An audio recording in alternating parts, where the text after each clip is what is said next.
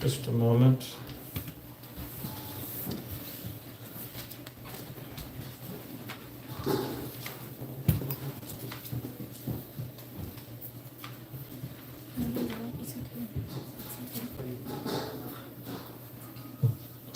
Hare Krishna. So we will be reading from 11th canto, Srimad Bhagavatam, General History, Chapter 5, and we'll be reading, which is titled Narada's Teachings to Vasudeva, text 36. You'll put it up there? Yeah, okay. 11:5:36. So if everybody could please repeat after me. Om Namo Bhagavate Vasudevaya. Om Namo Bhagavate Vasudevaya. Om Namo Bhagavate Vasudevaya. Om Namo Bhagavate Vasudevaya. Om Namo Bhagavate Vasudevaya. Om Namo Bhagavate Vasudevaya. All right. Okay. Kalim Sabhajayantyarya. Kalim Sabhajayantyarya. Gunagya Sarabhaginaha. Gunagya Sarabhaginaha. Yatra Sankirtane Naiva. Yatra Sankirtane Naiva. Sarvasvarto Labhyate. Sarvasvarto Labhyate. Kalim Sabhajayantyarya.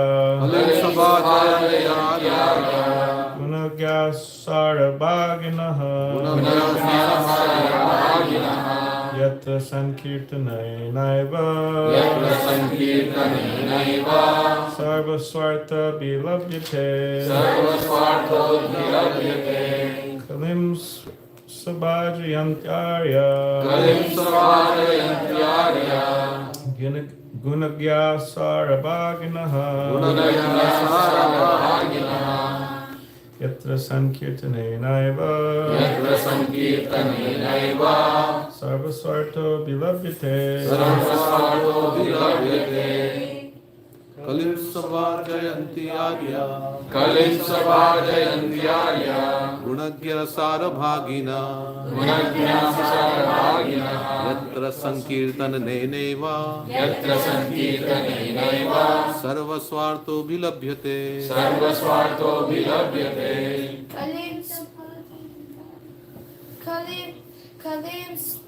Kalim Sabhajayantyarya. Kalim Sabhajayantyarya. Gunagya Sarabhaginaha. Gunagya Sarabhagina. Yatra Sankirtane Naiva. Yatra Sankirtane Naiva. Sarvasvarto Bilabhyate. Sarvasvarto Bilabhyate. Kalim Sabhajayantyarya. Kalim Sabhajayantyarya.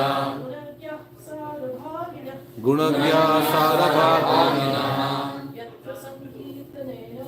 Yatra Sankirtane Naiva.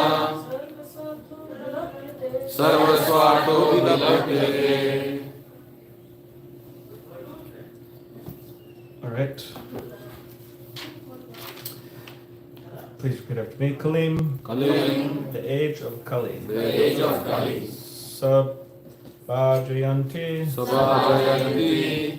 They praise. The grace. Aryaha. Aryaha. Progressive souls. Progressive souls. Gunagyaha. Gunagyaha. Who know the true value of the age. Who know the true value of the age. Sarabhaginaha. Sarabhaginaha. Who are able to pick out the essence. Who are able to pick out the essence. Yatra. Yatra. In which. In which. Sankirtanena. Sankirtanena. By the congregational chanting of the holy names of the Supreme Lord. By the congregational chanting of the holy names. Eva. Eva. Merely. Merely.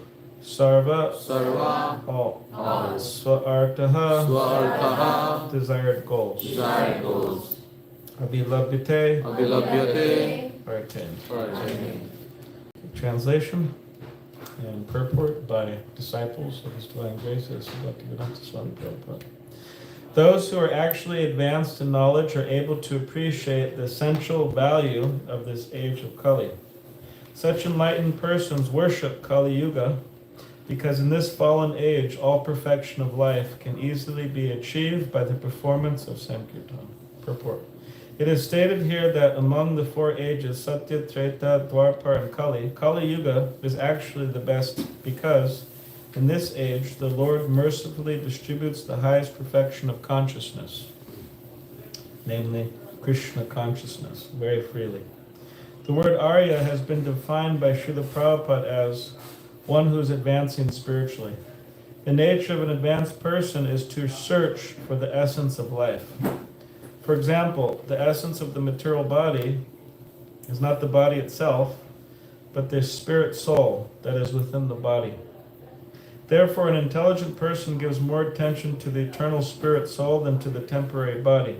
Similarly, although Kali Yuga is considered to be an ocean of contamination, there is also an ocean of good fortune in Kali Yuga, namely the Sankirtan movement. In other words, all of the degraded qualities of this age are completely counteracted by the process of chanting the holy names of the Lord. Thus it is stated in the Vedic language, Dhyayan krite jan yagais tretayam tvapare shayam yad apnoti tat apnoti kalau sankritya keshavam. Whatever is achieved in Satya Yuga by meditation, in Treta by offering ritual sacrifices, and in Dwapara by temple worship is achieved in Kali Yuga by chanting the names of Lord Keshava congregationally. The Vedic process gradually lifts the conditioned entity out of the darkness of ahankara, or false identification with the gross material body, and brings him to the platform of self-realization, or aham brahmasmi. I am spirit soul, I am eternal. One has to make further progress to discover that although one is eternal, there is a superior eternal entity, who is the Lord himself within one's heart and within every atom in the material universe. Beyond this second phase of self-realization, there is the third and final stage of perfection, which is realization of Bhagavan, or the Supreme Personality of Godhead, in his own abode. The Supreme Personality of Godhead is not primarily the superintendent of this world, but rather the enjoyer of his own world, which is beyond the most fantastic dreams of the conditioned living entity. In other words, although the king or president of a country is ultimately the controller of the prison department, the king or president derives actual pleasure with his own palace and not in administering justice to the foolish prisoners. Similarly, the Lord appoints the demigods to administer the material creation on his behalf, while he himself personally enjoys the ocean of transcendental bliss in his own transcendental kingdom. Thus, realization of the Lord within his own kingdom is far superior to the primitive understanding that the Lord is the creator of the prison of the material world. This realization of Bhagavan begins with understanding that there are innumerable Vaikuntha planets in the spiritual sky, and that on each of them a particular expansion of Narayan dwells with his innumerable devotees who are attached to that particular form. The central and chief planet in the spiritual sky is called Krishna Loka, and there the personality of Godhead exhibits his supreme and original form of Govinda, as confirmed by Lord Brahma, Govinda Maripusham Tamaham Bhajami. Lord Brahma also states, Ishvara Parama Krishna Satchirananda Vigraha Anadi Adi Govinda Sarvakaranakarinam. Thus, love of Krishna and entrance into Krishna's planet in the spiritual sky is the most supremely perfect and exalted status of life available anywhere at any time, throughout the totality of existence. That perfection is available in Kali Yuga simply by chanting the holy names of God. Hare Krishna, Hare Krishna, Krishna Krishna, Hare Hare, Hare Rama, Hare Rama, Rama Rama, Hare Hare. Therefore, every sane man, woman, and child should deeply understand that the unprecedented opportunity offered by Chaitanya Mahaprabhu and seriously take up this chanting process. Only the most unfortunate and irrational person will neglect this transcendental opportunity. This is the purport. Om Jnanativirandasya Jnananjana Shlaka Chakshurvanmalitamena Tasma Shri Gurave Maha Mukham Karitavachalam Pangam Hangayate Grim Yakripatamaham Vande Shri Gurum Dilkarinam Vancha Kapilubhishta Kripa Sindhu Bhevcha Patita Nam Pavanebhyo Vaishnavebhyo Namo Namaha. Jai Shri Krishna Chaitanya Prabhu Nityananda Shri Advaita Gadadhar Shivasari Gaura Bhaktivinoda. Hare Krishna, Krishna Krishna, Hare Hare, Hare Rama, Rama Rama. One more time, the translation. Those who are actually advanced in knowledge are able to appreciate the essential value of this age of Kali. Such enlightened persons worship Kali Yuga because in this fallen age, all perfection of life can easily be achieved by the performance of Sankirtan.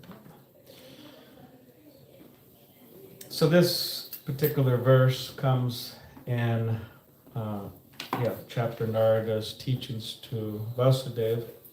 And Narada Muni, he met Vasudeva, Krishna's father, in Dwarka.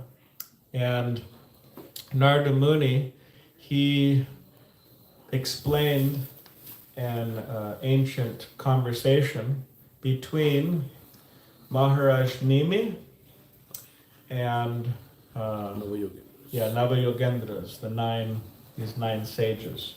And they asked nine questions were asked by Maharaj Nimi, and these nine sages, they answered the 9 questions. They each took a turn. So one of the questions they asked was about the different incarnations of Krishna. They asked also, what is the highest good? Anyways, they asked a number of questions, but the question that this particular section is dealing with is the question of the different incarnations of Krishna. So within these verses, the verses before this one we just read, it describes the appearance of Lord Chaitanya Mahaprabhu, who is considered to be a hidden avatar or hidden incarnation of Krishna, not so well known. And it says that for those who are intelligent, they worship Lord Chaitanya Mahaprabhu. Here, there's the...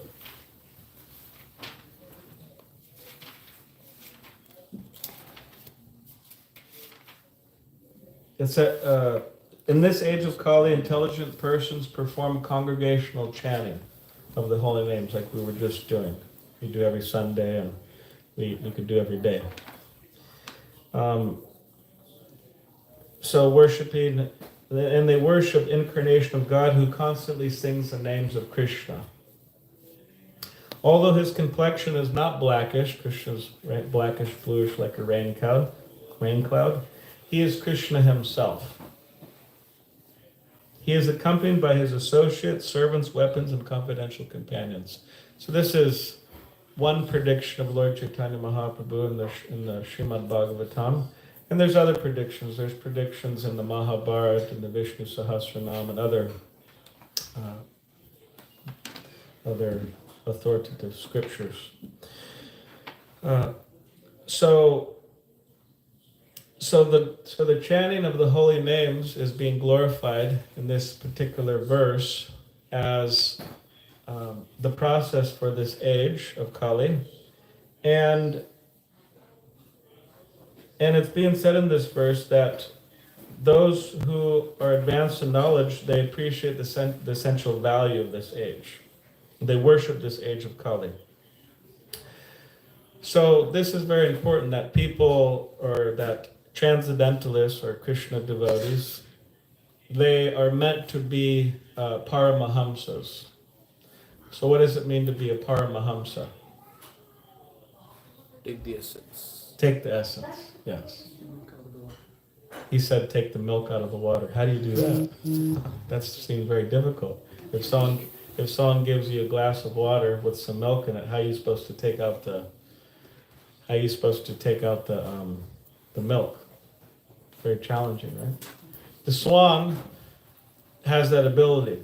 It could, if there's milk in a pond of water, a swan can take out that milk and leave the water.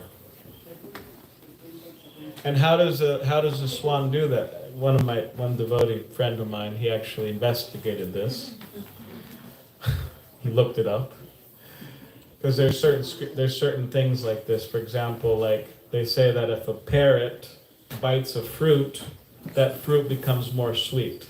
That's what it says in the Bhagavatam.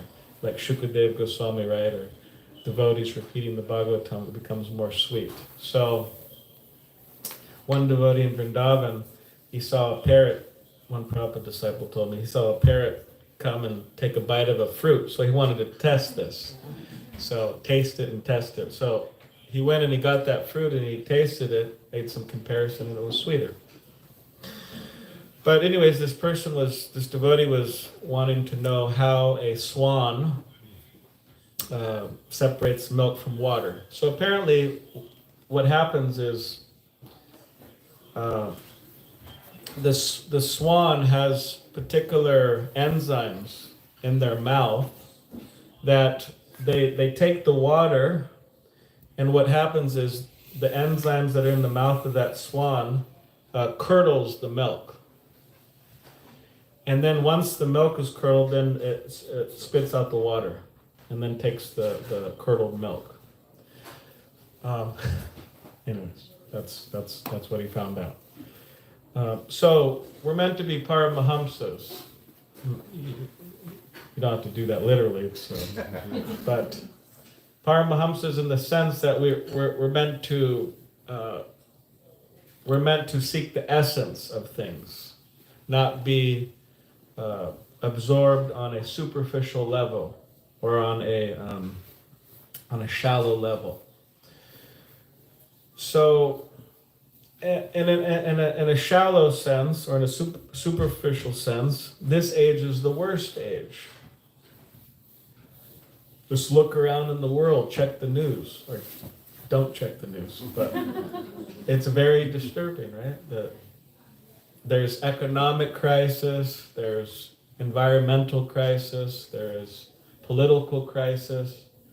They call it like polycrisis. There's so many happening at a time, they're just crossing each other. And especially people who are between 14 and 30,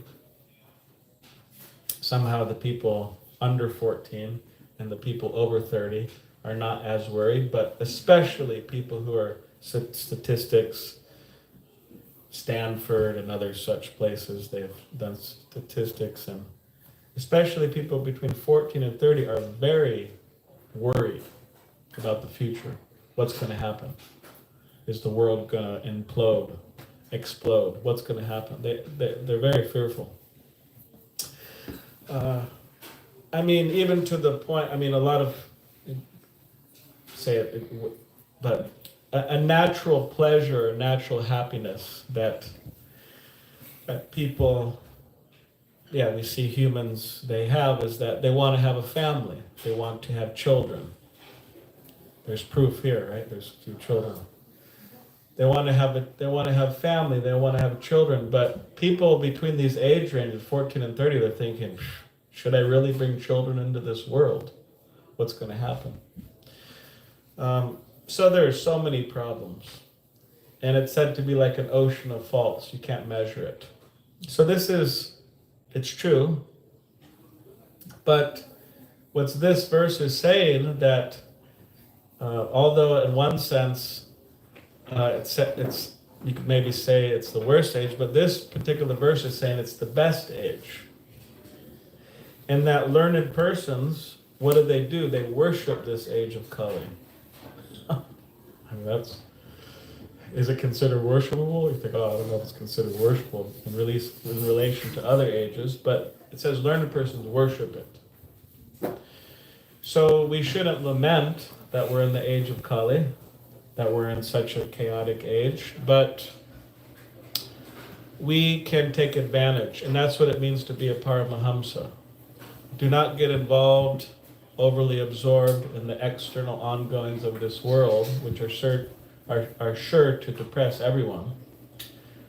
But find the essence, and that essence is Chaitanya Mahaprabhu's movement, the Hare Krishna movement. That if anyone from any background, any age, Prabhupada says women, children, men, everyone, if they take to it, then they will relish the nectar that they're always anxious for, right? Padam vijayate Sri Krishna Sankirtana. That we're always looking for this happiness, for this nectar. So if we take to the chanting of Hare Krishna, we will experience that.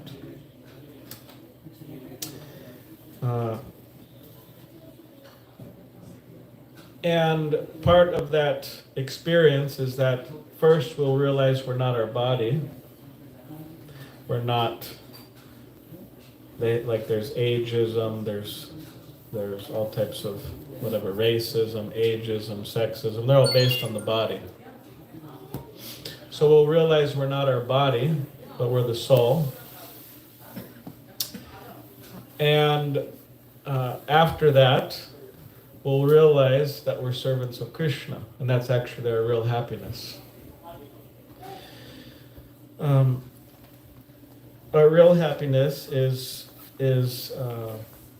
connecting with the reservoir pleasure Krishna, Govinda, Ishvara Parama Krishna, Satchidananda Vigraha, Anadir Adir Govinda, Sarva Karna Karanam. So Krishna, the cause of all causes, supreme, beautiful person with the body of eternality, knowledge, and bliss. So if we connect with Krishna through the process of chanting the holy names,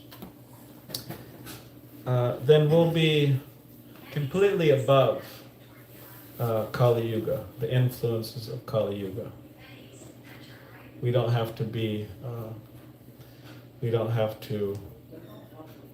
feel like we're in Kali Yuga. We could feel like we're in the spiritual world by the chanting of Hare Krishna. And as stated in the purport, only unfortunate and irrational person will neglect this transcendental opportunity. So we should be fortunate, we should be rational, and we should take the opportunity and try to find the essence, try to dive deep into Krishna consciousness. And soon we'll be having Gaur Purnim, the celebration of Chaitanya Mahaprabhu's appearance here at the temple. I won't be here with you all, but I'm sure you will have it. So it's a wonderful time to meditate on Lord Chaitanya's mercy, the chanting of Hare Krishna. So does anybody have any comments or questions? We're going to show a video also, I was told. 10-minute video announcing a recent book. But anyways, does anybody have any questions or comments? Yes. How do you convince the people? Some says like they're happy, they don't have any issues in their life. For them, if you say that the real happiness and the real problems of the life, like four problems of everything, which are better than nobody, it's common to everyone. They say it's a due course of time, everybody has to face that. Like you have to think about it, you have to feel bad about it, I don't care, I'm happy. How do you convince them? Well, that's the problem. People, they have a certain conception of happiness, which, according to conceptions of Srimad Bhagavatam and other books, it's considered like not happiness. It's not considered happiness. I mean, a very intense example is given in the Chaitanya Charitamrita. And the examples given, they call it waterboarding. It was a type of punishment. God, it's really terrible actually. But what they do to punish someone is they take them in a boat and then they submerge. They grab them by the head and submerge in the water. And as soon as they're about to expire, then they lift them up, and then the person takes a breath of air, like relief, and then again plunge. So in material existence, one may get some relief, like what's the whole, people go downtown and go drinking, bar scene and all that. What is that? They're trying to get relief from their suffering. So they're suffering all week, and then they go on the weekend and have have a good time at the bar. It's like a gasp of air. But again, suffering. Now, of course, it sounds like a very intense example. It is. But it's interesting because actually all living entities, even Srila Prabhupada give the example of a hog, just eating all types of abominable. They think, oh, I'm enjoying so much.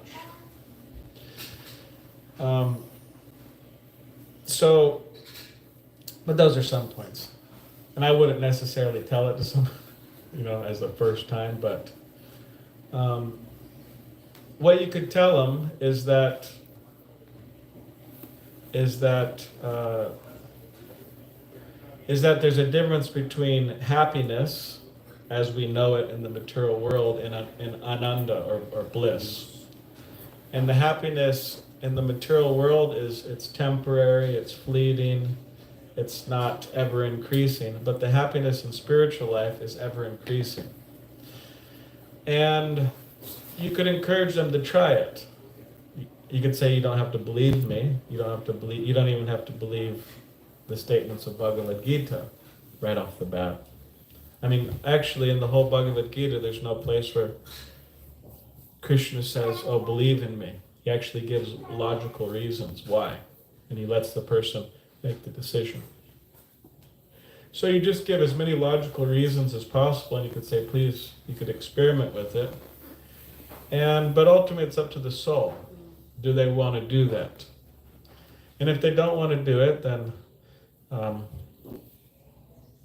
there's nothing we could really do at the time. We could pray for the person. Actually, we can do that, pray.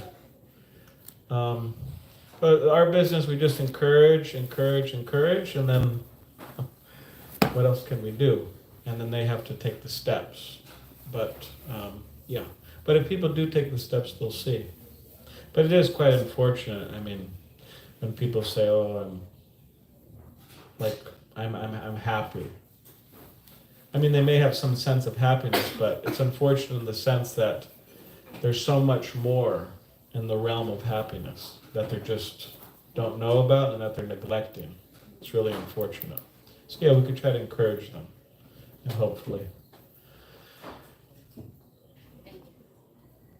Yes. All right. Does anybody have any other questions, comments?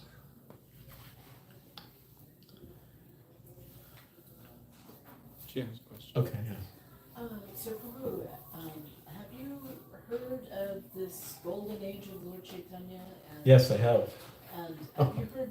So I've heard it, and then I've heard some people say that question whether it's substantiated. So anyway, what do you have anything to say about it? Oh, whether it's actually like a real thing? Yeah. Yeah. Yeah. There are quotes from Srila Prabhupada about that.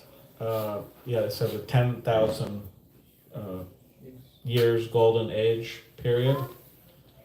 Of course, there's different understandings of what that exactly means. Does that mean like everyone's going to be Krishna conscious and everyone's going to chant Hare Krishna? Is that what it means? One time, Srila Prabhupada was talking to a reporter in Los Angeles, and the person was quite challenging Srila Prabhupada in so many ways. And then he was challenging him and said, what if everyone became Krishna conscious like you? How would society go on? And all that, right? And then Srila Prabhupada, he said, don't worry. He said, there'll always be fools like you who don't become Krishna conscious. So to think that like everyone's going to be Krishna conscious, everyone's going to chant Hare Krishna, some devotees have that idea. Could say in some ways it's hard to imagine.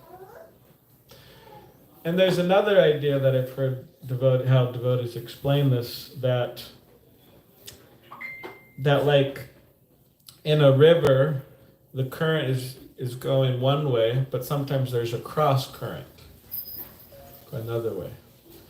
So the idea is that there'll be large percentages of people chanting Hare Krishna, taken to the Sankirtan movement, And in pockets around the world where that's going on, that will be, the golden age time, a time where Chaitanya Mahaprabhu's influence in the Hare Krishna mantra is really spreading.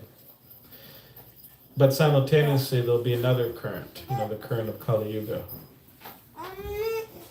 And then after that, 10,000 years, it's all downhill. And Srila Prabhupada say, oh, you could stay and see the fun. So yeah, but there are statements like that by Srila Prabhupada. Statements also about his books being the law books for the next 10,000 years.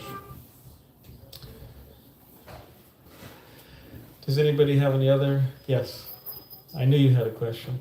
No, just thinking of a question. So it's not related to the topic today. Okay.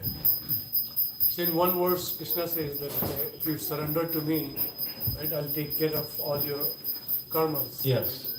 But then in other areas I hear that, okay, you still have to go through your past karmas. So there's a contentious thing. Can you explain that? Yeah. So, in Sarvadhamma Prityaja Mamekam Sharanam Vraja, Krishna says that if you just surrender unto me, then I will protect you from all sinful reactions. So a devotee, once they surrender to Krishna, they're not really under the laws of karma like an ordinary person is, but they're under the protection and control of Krishna. So when devotees suffer, and you could say what seems to be a sinful reaction, that's actually personally directed by Krishna, and it's meant to, you could say, purify that devotee and bring them to higher state of Krishna consciousness and remove any last vestiges of material contamination or the enjoying spirit in their heart. So yeah, they're not under the control. Now, of course, if they, accidentally do sinful activities or not accidentally, but the idea is they're under the control of Krishna. They're not like an ordinary person. And even if one falls down, it means one leaves Krishna consciousness, stops chanting Hare Krishna, stops going to the temple, and they just fall into illusion in the mode of goodness, illusion in the mode of ignorance or passion, whatever. They fall into illusion. Then it says that in the early part of the Bhagavatam that in the back of their mind they're always thinking about the pleasure that comes from Krishna. But it's brought up there that they're not like an ordinary conditioned soul. So that's the idea. And these points are brought up in different sections of the Bhagavatam, like the 10th canto, Lord Brahma's prayers, and different places. I could give you references if you want. If you just text me, I could share some references and purports with you, if you're interested. All right, any other questions or comments? Yes. So you know the story of Ramanujacharya, when he heard from his guru, Om Namo Narayana, so he wanted to keep it not secret. He went on the top of the temple, he just proclaimed the whole world. So we understand Tattva perspective, Chaitanya Mahaprabhu appearance is Chandra's, is a secret. Is there any other reason why it is so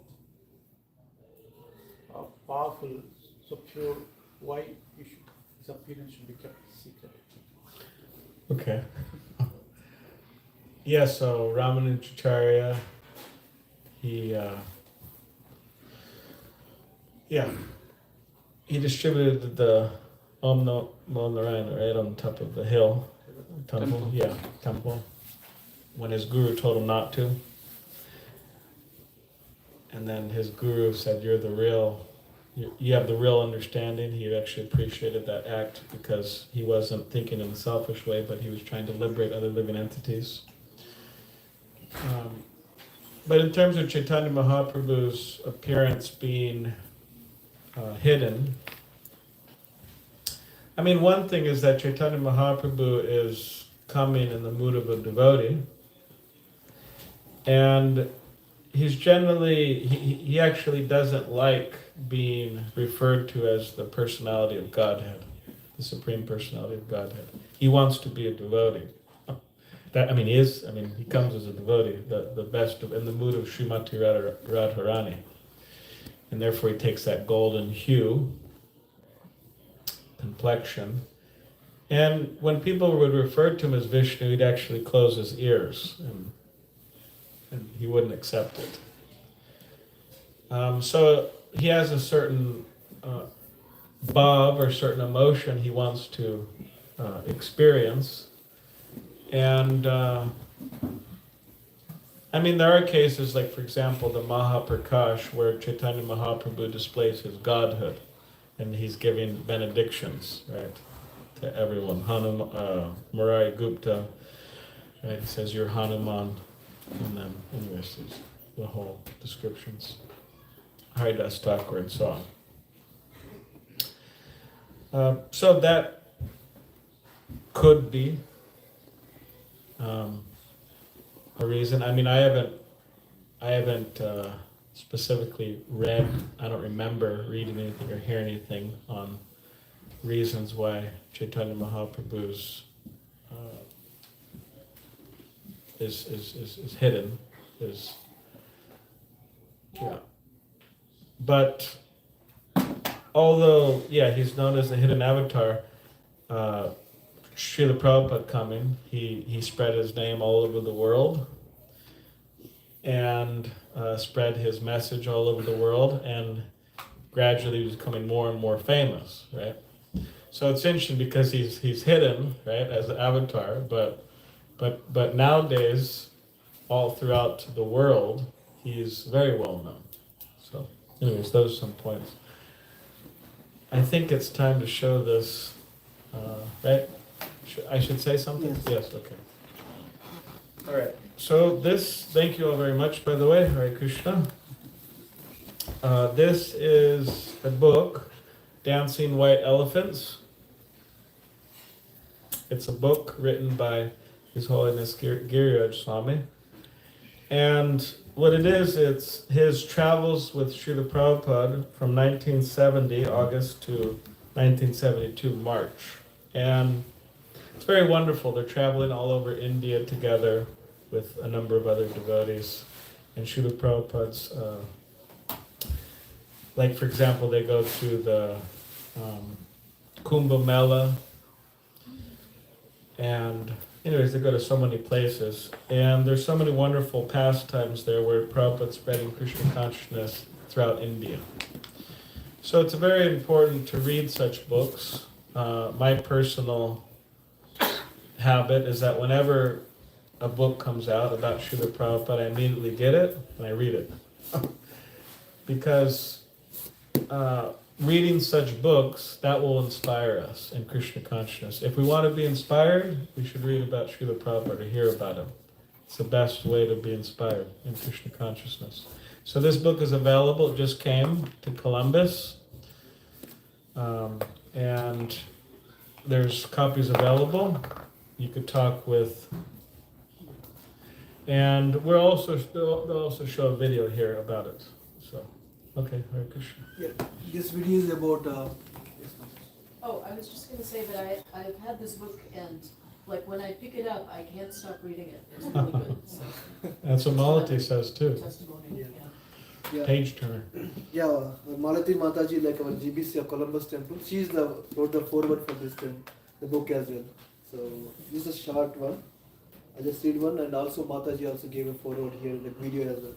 This video is about like all the Giriraj Swami Maharaj books he wrote until so far. Just a short description of what is the book about, what others are actually talking about those books. So it's 12 minutes, we just watch this. So after this, I'll going to display our books at the back of the temple room. If you'd like to have one, please see me. So I'll